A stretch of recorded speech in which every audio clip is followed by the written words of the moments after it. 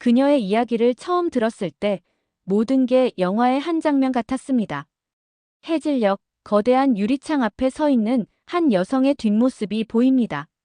실리콘밸리의 천재 소녀라 불리며 MIT에서 최연소 박사 학위를 받은 그녀. 현대식 병원 복도를 당당하게 걸어가는 여성의 옆모습입니다. 힐소리가 복도에 울리고 있습니다.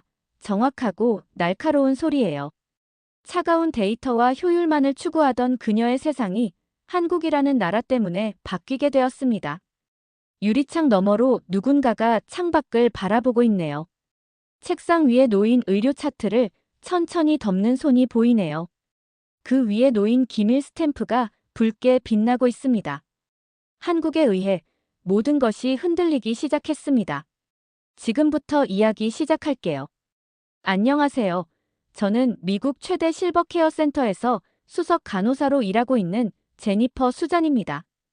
다른 동료들보다 빠르게 진급을 해서 수석 간호사를 달았고 누구보다 밤낮 없이 열심히 일했죠.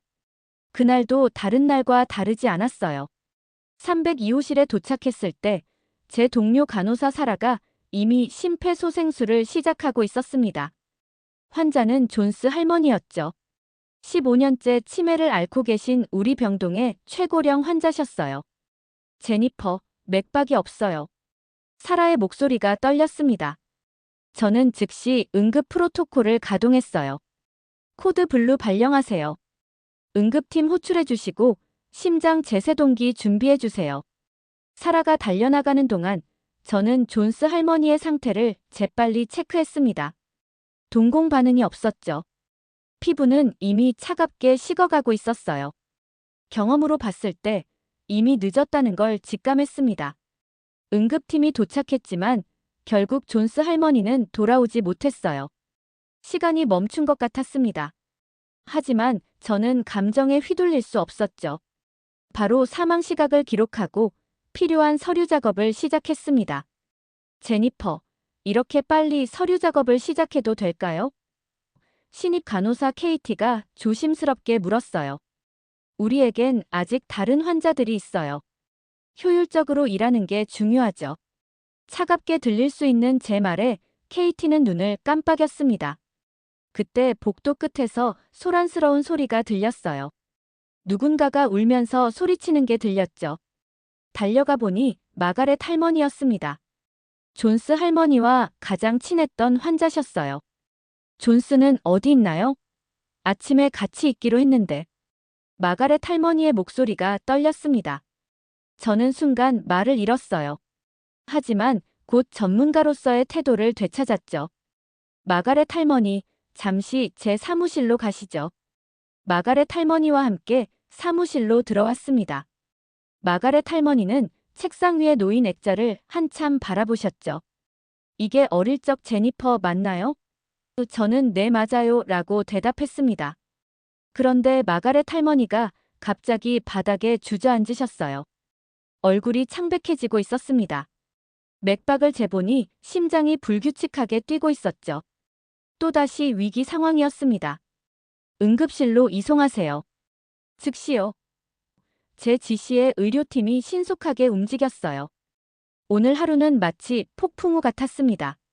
존스 할머니의 갑작스러운 사망, 그리고 마가렛 할머니의 응급 상황까지. 창밖으로 보이는 석양이 유난히 붉었죠.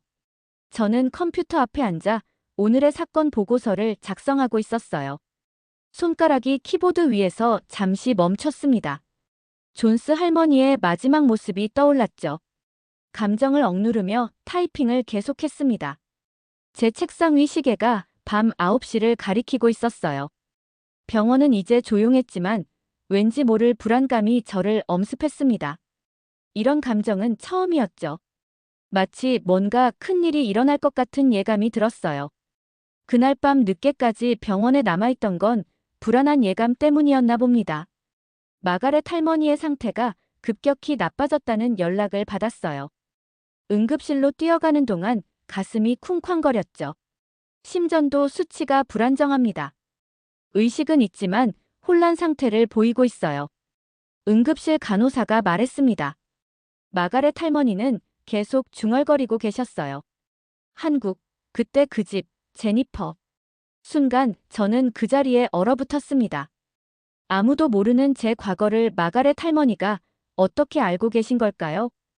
간호사님, 치매 초기 증상이 의심됩니다. 낯선 목소리에 고개를 돌렸어요. 한국인 의사였죠. 이름표에는 박민수라고 적혀 있었습니다. 아직 확실한 진단을 내리기엔 이르지 않을까요? 제가 말했어요. 박민수 의사는 제 말을 무시한 채 차트를 작성하고 있었습니다. 전형적인 초기 증상입니다. 과거의 기억이 뒤섞이면서 현실과 구분이 어려워지는 거죠. 즉시 정밀 검사가 필요해요. 박민수 의사의 단호한 태도가 마음에 들지 않았습니다. 할머니는 단순히 친구를 잃은 충격으로 혼란스러워 하시는 것일 수도 있어요. 간호사님, 임상 경험이 얼마나 되시죠? 박민수 의사의 말에 제 자존심이 상했어요. 15년입니다. 그리고 이 병원에서만 5년을 일했죠. 제 목소리가 날카로워졌습니다. 그때 마가렛 할머니가 제 손을 꼭 잡으셨어요. 제니퍼, 그때 서울에서 네가 그 아이였구나. 숨이 멎는 것 같았습니다. 30년 전 서울의 기억이 홍수처럼 밀려왔어요. 작은 한옥마당에서 놀던 기억, 할머니가 해주시던 약과의 달콤한 향기, 그리고 그날의 일까지. 검사를 시작하겠습니다. 박민수 의사의 말에 정신이 번쩍 들었죠. 잠시만요. 제가 가로막았습니다. 할머니가 지금 많이 불안해하세요. 검사 전에 안정을 취하시게 해주는 게 좋지 않을까요? 박민수 의사는 잠시 저를 바라보더니 한숨을 쉬었어요. 좋습니다. 하지만 내일 아침 첫 번째로 검사를 시작할 거예요. 그리고 한국식 치매 시스템을 도입하면 좋을 것 같아요. 저는 한국식 치료 시스템에 거부감이 들었죠. 마가렛 할머니는 이제 조용히 눈을 감고 계셨습니다. 제 손을 놓지 않으신 채로요. 할머니의 손길에서 이상하게 자꾸 어릴 적 기억이 계속 떠올랐어요.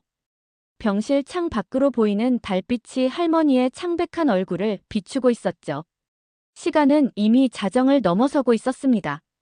복도에서 발소리가 들려왔어요. 제니퍼 간호사님, 내일 아침 8시에 뵙겠습니다. 박민수 의사가 떠나며 말했어요. 저는 고개를 끄덕였습니다. 의자에 앉아 할머니를 지켜보는데 마음 한구석이 무거웠죠. 잊고 있던 과거가 이렇게 갑자기 찾아올 줄은 몰랐습니다. 모니터의 규칙적인 소리가 병실을 채웠어요. 할머니의 손을 잡은 채 저는 서서히 과거 속으로 빠져들고 있었습니다. 다음 날 아침, 박민수 의사는 차분히 설명을 이어갔어요. 한국의 치매 케어는 약물 치료와 함께 전통적인 인지 재활 프로그램을 병행합니다. 음악, 미술, 요리 활동을 통한 치료죠. 그건 너무 비과학적이에요. 제가 날카롭게 말했습니다. 그때 마가렛 할머니가 눈을 뜨셨어요. 노래가 들리네. 아리랑 노래야 이건. 박민수 의사가 휴대폰으로 조용히 아리랑을 틀고 있었습니다.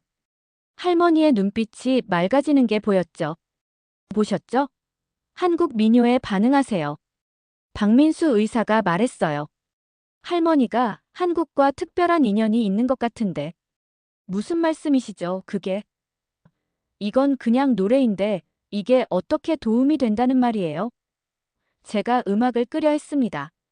제니퍼 간호사님, 왜 이렇게 한국적인 것에 거부감이 심하신가요? 순간 30년 전 그날의 기억이 또다시 떠올랐습니다. 서울의 작은 한옥에서 할머니와 마지막으로 보았던 날, 그리고 그 이후의 일들이 주마등처럼 스쳐 지나갔죠. 개인적인 이유예요.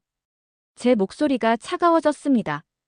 하지만 마가렛 할머니는 계속해서 노래를 흥얼거리고 계셨어요. 혼란스러워 보이던 할머니의 표정이 평화로워졌죠. 최소한 할머니를 위해서라도 한번 시도해보면 어떨까요? 박민수 의사의 말에 제 마음이 흔들렸습니다. 저는 창밖을 바라보았어요. 아침 햇살이 따스했죠. 마가렛 할머니는 여전히 아리랑을 흥얼거리고 계셨습니다. 시간을 주세요. 제가 마침내 입을 열었어요. 프로그램에 대해 더 자세히 알아보고 싶습니다. 박민수 의사는 고개를 끄덕였죠. 천천히 생각해 보세요. 하지만 할머니의 상태를 보면 시간이 많지는 않아요. 병실을 나서는 박민수 의사의 뒷모습을 보며 복잡한 감정이 밀려왔습니다. 한국에 대한 거부감, 할머니에 대한 걱정, 그리고 지워버리고 싶었던 과거가 뒤엉켰어요. 마가렛 할머니는 이제 깊이 잠드셨습니다. 할머니의 평화로운 얼굴을 보니 마음 한켠이 아려왔어요. 어쩌면 제가 너무 완고했던 걸까요? 며칠간의 고민 끝에 결단을 내렸습니다. 이른 아침, 박민수 의사를 만나기 위해 발걸음을 재촉했어요. 개인적인 감정을 누르고 전문가로서의 판단을 내리기로 했죠. 한국식 치매 케어 시스템을 시범적으로 도입해 보겠습니다. 제 말에 박민수 의사의 눈이 반짝였어요. 현명한 결정이십니다. 마가렛 할머니의 반응을 보면 갑자기 익숙한 목소리가 우리의 대화를 끊었습니다. 잠깐만요. 이게 무슨 소리죠? 진료실 문간에 마이클 원장이 서 있었어요. 병원 행정을 총괄하는 마이클은 늘 효율성만을 강조하는 사람이었죠. 새로운 치료 시스템을 도입하려면 이사회의 승인이 필요합니다. 마이클이 차갑게 말했어요. 이건 시범 케이스예요. 한 명의 환자를 대상으로 하는. 제가 설명을 시작했습니다. 비용이 얼마나 들지? 책임은 누가 질 건가? 마이클의 질문이 쏟아졌죠. 그때였어요. 간호사 휴게실에서 들려오는 소리가 들렸습니다. 한국식이라고? 우리가 지금까지 해온 방식에 무슨 문제라도 있다는 거야? 사라의 목소리였어요. 다른 간호사들도 수군거리는 소리가 들렸죠. 제 결정을 못마땅해 하는 것 같았습니다. 제니퍼, 당신이 이런 위험한 시도를 하다니 놀랍네요. 마이클이 비꼬듯 말했어요. 항상 원칙을 중요시하던 사람이. 속에서 화가 치밀어 올랐습니다. 마이클 원장님, 환자를 위한 결정이에요. 마가렛 할머니는 분명한 반응을 보이고 계시죠. 감정적인 판단 아닌가요? 마이클의 말에 제 가슴이 철렁 내려앉았어요. 박민수 의사가 앞으로 나섰습니다. 한국에서는 실제 임상 데이터가 있습니다. 여기는 미국입니다. 마이클이 차갑게 끊었어요. 순간 복도 끝에서 노랫소리가 들려왔습니다. 마가렛 할머니가 휠체어를 타고 오시면서 아리랑을 흥얼거리고 계셨어요. 할머니의 얼굴에는 미소가 어려 있었죠. 저 모습을 보세요. 제가 말했습니다. 일주일 전만 해도 거의 반응이 없으셨어요. 이게 바로 살아있는 증거 아닐까요? 마이클은 잠시 침묵했어요. 주변의 간호사들도 할머니를 바라보며 수군거림을 멈췄습니다. 일주일만 시간을 주세요. 제가 단호하게 말했어요. 결과가 좋지 않다면 즉시 중단하겠습니다. 마이클은 한숨을 쉬었죠. 일주일이요. 그 이상은 안 됩니다. 박민수 의사와 눈을 마주쳤어요. 제 마음 한켠에서는 여전히 불안감이 자리 잡고 있었지만 전문가로서의 직감이 이 선택이 옳다고 말하고 있었죠. 프로그램을 즉시 시작하죠. 박민수 의사가 말했습니다. 저는 고개를 끄덕였어요. 이제 돌이킬 수 없는 강을 건너고 있다는 느낌이 들었습니다. 오늘은 전통차를 마셔보겠습니다. 박민수 의사가 차를 준비하는 동안 할머니는 평온한 표정을 짓고 계셨어요. 제니퍼, 이거 맛있구나. 네가 어렸을 때 할머니가 해주시던 차 맛이 나는데. 마가렛 할머니의 말씀에 제 눈시울이 뜨거워졌습니다. 프로그램을 시작한 지 3일째 되던 날 놀라운 일이 일어났어요. 할머니가 다른 환자들의 이름을 정확히 기억하기 시작하셨죠. 저기 리안도 있네. 어제 같이 노래 불렀잖아. 할머니의 말씀에 모두가 놀랐습니다. 치매 병동의 다른 환자 가족들이 관심을 보이기 시작했어요. 우리 어머니도 이 프로그램에 참여할 수 있나요? 마이클 원장도 변화를 무시할 수 없었나 봅니다. 어제는 조용히 프로그램을 지켜보더니 고개를 끄덕이며 돌아갔죠. 제니퍼, 이제 기억이 조금씩 돌아와 할머니가 제 손을 잡으셨습니다. 그때 서울에서 네가 얼마나 힘들어 했는지. 순간 제 마음의 벽이 무너져 내렸어요. 30년간 묻어두었던 감정이 본물처럼 쏟아져 나왔습니다. 할머니는 그걸 어떻게 아세요? 눈물이 흘러내렸죠. 알아, 다 알아. 할머니가 제 등을 쓰다듬어 주셨어요. 이제 그 아픔을 놓아도 된단다. 옆에서 지켜보던 박민수 의사가 말했습니다. 치유는 서로를 이해하는 것에서 시작되죠. 다른 환자들의 상태도 놀랍게 좋아지고 있었어요. 음악 치료 시간에는 모두가 함께 노래하고 미술 치료 때는 서로의 작품을 칭찬하며 웃음꽃이 피었죠. 제니퍼, 우리 엄마가 달라졌어요. 한 보호자가 제게 말했습니다. 이렇게 밝은 표정은 처음 봐요. 간호사들의 태도도 바뀌기 시작했어요. 처음엔 의심스러워하던 사라도 이제는 적극적으로 프로그램을 돕고 있었죠. 제니퍼, 미안해요. 제가 너무 편견을 가지고 있었네요. 사라가 진심 어린 목소리로 말했습니다. 저녁이 되어 병실을 돌아보는데 마가렛 할머니가 조용히 말씀하셨어요. 제니퍼, 이제 웃는 모습이 보기 좋구나. 그동안 많이 힘들었지? 네, 할머니. 제 목소리가 떨렸습니다. 할머니가 어떻게 제 과거를 아시는지 모르겠지만 이제는 괜찮아요. 창밖으로 노을이 지고 있었어요. 병실에 따스한 빛이 가득했죠. 할머니의 손을 잡고 있으니 마음속 깊은 곳에서 무언가가 치유되는 것을 느낄 수 있었습니다. 행복도 잠시였습니다. 그날 아침 병원 이사회 회의실 앞에서 마이클 원장이 저를 기다리고 있었어요. 제니퍼, 프로그램에 대한 긴급 회의가 있습니다. 마이클의 목소리가 어쩐지 승리에 찬 것 같았죠. 회의실에 들어서자 차가운 시선들이 저를 맞이했습니다. 테이블 위에는 두꺼운 서류 뭉치가 놓여 있었어요. 치매 환자 케어 프로그램의 표준 진료 지침을 벗어난 행위가 있었습니다. 마이클이 서류를 들어보였어요. 게다가 이 모든 것이 한 간호사의 개인적 배경과 관련이 있다는 제보가 있었죠. 순간 머리가 어지러웠습니다. 누군가가 제 과거를 조사했다는 걸 직감했어요. 제니퍼 김. 1993년 서울에서 미국으로 입양된 한국계 미국인이죠. 마이클의 말에 회의실이 술렁였습니다. 그게 이 상황과 무슨 관련이? 제 목소리가 떨렸어요. 객관성에 의문이 듭니다. 당신의 한국에 대한 개인적 감정이 전문적 판단을 흐리게 한 건 아닐까요? 그때 박민수 의사가 회의실로 급하게 들어왔어요. 마가렛 할머니의 상태가 갑자기 나빠졌습니다. 저는 즉시 자리에서 일어났지만 마이클이 가로막았습니다. 회의가 끝나지 않았어요. 환자가 먼저입니다. 제가 단호하게 말했어요. 회의실을 뛰쳐나가는 제 뒤로 마이클의 날카로운 목소리가 들렸습니다. 이러한 무책임한 행동이 바로 문제라는 거예요. 병실에 도착하자 할머니는 심하게 혼란스러워하고 계셨어요. 여기가 어디죠? 제니퍼는 어디 있나요? 할머니, 제가 여기 있어요. 제가 손을 잡아드렸지만 할머니는 제 얼굴을 알아보지 못하셨습니다. 프로그램이 중단된 이후로 상태가 급격히 나빠지셨어요. 박민수 의사가 말했죠. 중단이요? 누가? 제 질문이 채 끝나기도 전에 답은 명확했어요. 오늘 아침 마이클 원장의 지시였습니다. 간호사 사라가 조용히 말했어요. 분노와 절망감이 동시에 밀려왔습니다.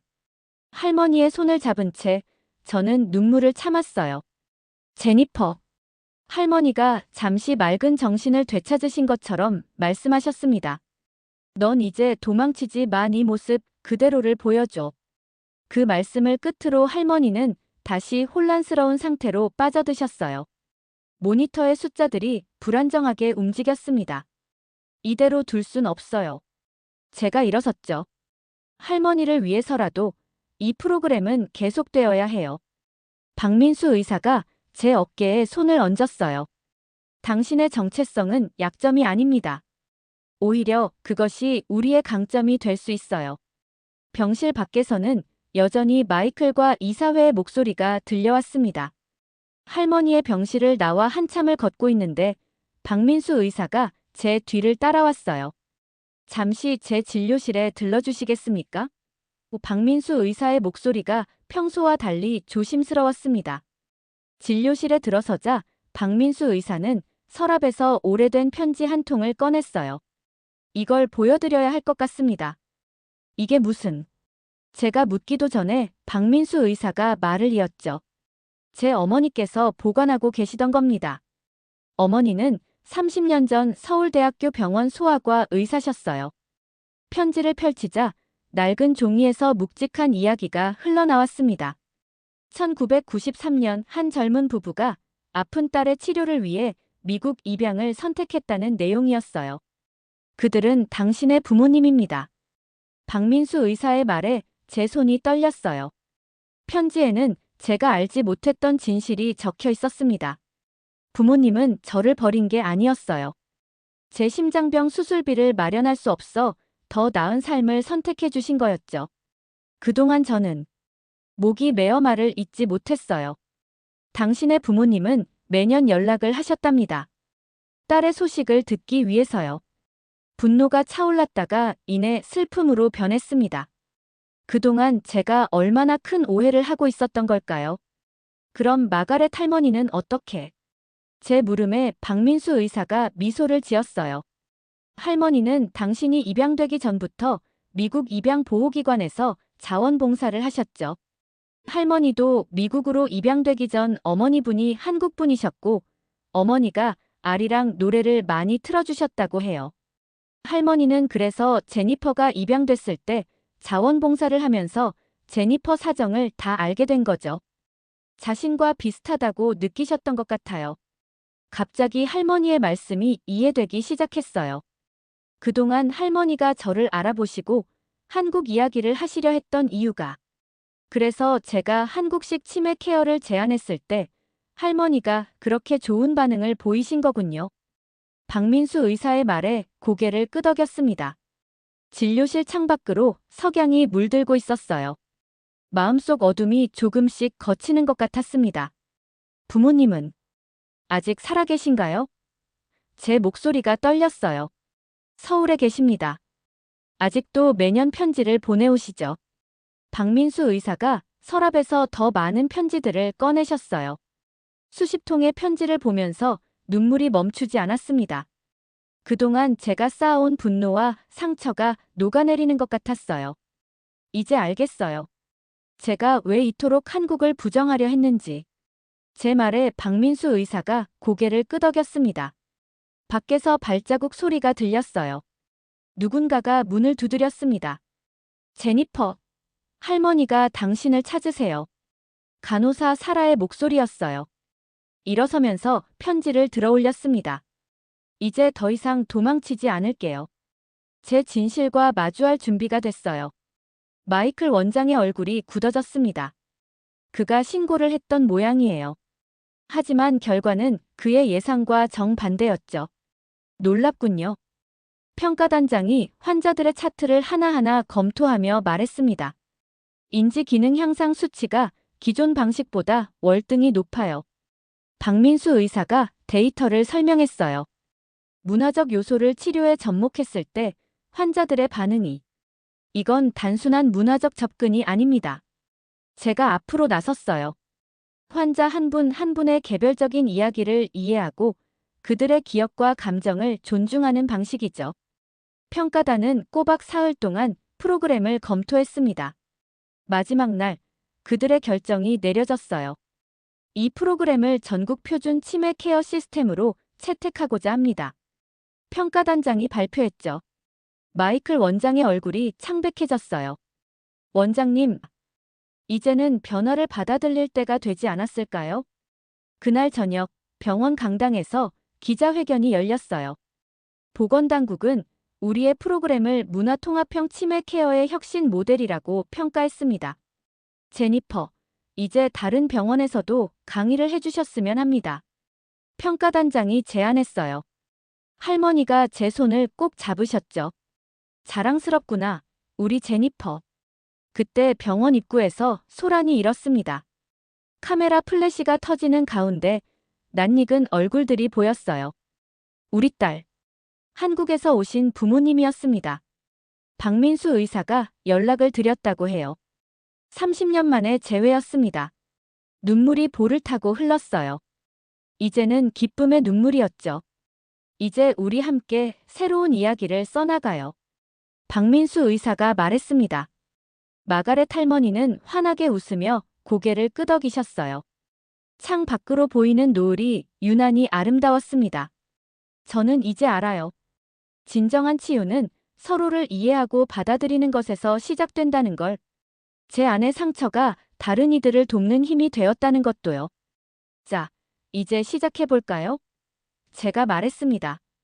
우리 앞에는 더 많은 이야기가 기다리고 있으니까요. 오늘의 이야기는 여기까지입니다. 이번 영상을 어떻게 생각하시는지 댓글로 의견을 남겨주세요. 영상이 재밌으셨다면 구독과 좋아요를 부탁드려요. 숨겨진 내외 소식을 소개해 드리는데 큰 힘이 된답니다. 그럼 내일 또 찾아뵙겠습니다. 감사합니다.